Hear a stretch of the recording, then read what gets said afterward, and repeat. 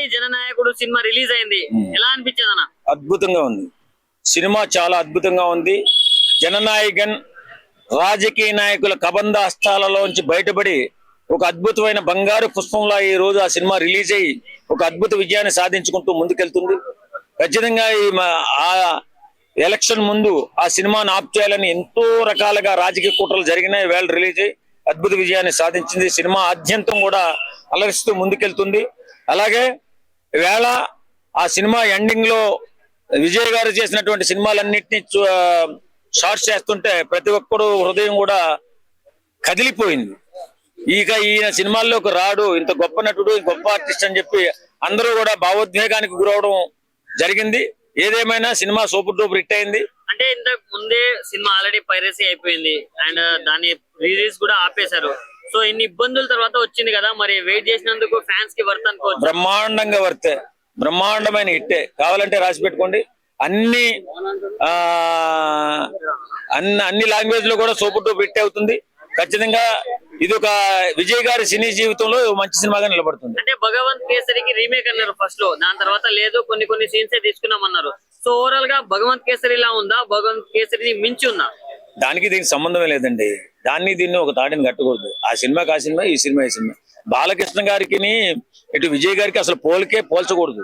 కాబట్టి నేనేమంటాను, remake cinema కొంచెం చాలా మార్పులు చేర్పులు చేశారు. చాలా బాగుంది, చాలా అద్భుతంగా ఉంది. సినిమా మాత్రం సూపర్ హిట్, రాసి పెట్టుకోండి. ఎలా అనిపించింది జననాయకుడు సినిమా? చాలా బాగుందండి. ఊహించినట్టుగానే హిట్ టాక్ నడుస్తుంది సినిమా అనేది. కాకపోతే ఇక్కడ అనుకునేది ఏంటంటే జననాయక్ అని చెప్పి మన బాలయ్యబాబు గారి మూవీని యాజ్ ఇస్ తీస్తున్నారని చెప్పి వచ్చిందని ఫస్ట్ లో సినిమా చూసాక తెలిసింది ఏంటంటే ఓన్లీ ఫస్ట్ హాఫ్ మాత్రమే జననాయక్ కనిపించింది. సెకండ్ హాఫ్ మళ్ళీ రాజకీయ నేపథ్యంలో కనిపించింది. అది రాజకీయ నేపథ్యం పెట్టడం కూడా చాలా బాగా అనిపించింది. ఎందుకంటే ఈయన ఆల్రెడీ రాజకీయాలకు వచ్చారు కాబట్టి అది దోహదపడుతుంది అన్నట్టు ముందుగానే ఊహించేసి ఈ సినిమా తీయడం జరిగింది. కాకపోతే కొత్త సీన్లు అని చెప్పి వచ్చినాయని కొన్ని అవసరం లేకుండా కూడా పెట్టినట్టు అనిపించింది అక్కడక్కడ.